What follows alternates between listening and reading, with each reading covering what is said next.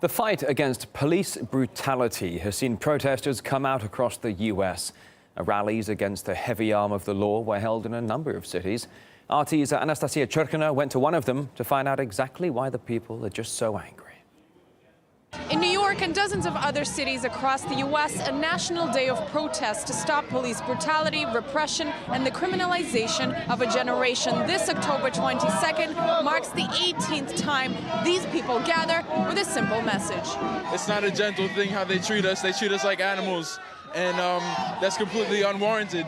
It's literally unwarranted. When something breaks through like Trayvon Martin, Ramarley Graham, or Sean Bell, it gets treated in the media like this is an isolated incident, something that rarely happens.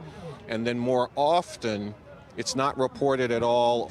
Organizers have been documenting cases of what they call the Stole Lives Project. They say just over the last 2 decades, thousands of killings have taken place by the hand of police officers. They say the majority of these cases have been underreported or brushed aside.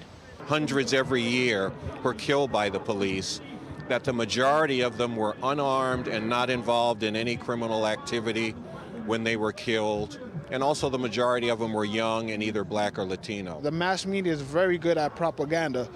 So a lot of people are under the impression that the people who are being stopped and frisked or who are being gunned down somehow are criminals. One of the major concerns for these protesters seems to be the lack of accountability when it comes to gun violence, police brutality, and even killings that occur under the hands of law enforcement. They say the justice system continues to neglect these cases of violence, thus not doing anything to improve the system and bring about real change. You have to go through hell and high water just to get a conviction of the officer, and what he's convicted for doesn't meet the crime that he's accused, and he winds up, if not being found guilty, even if he's convicted, he gets out on good behavior after serving minimal time. Activists and families of victims call police brutality in the U.S. a pandemic. They say, considering the United States lectures the rest of the world on human rights, it's time that it begin to follow its own example by not just words, but deeds.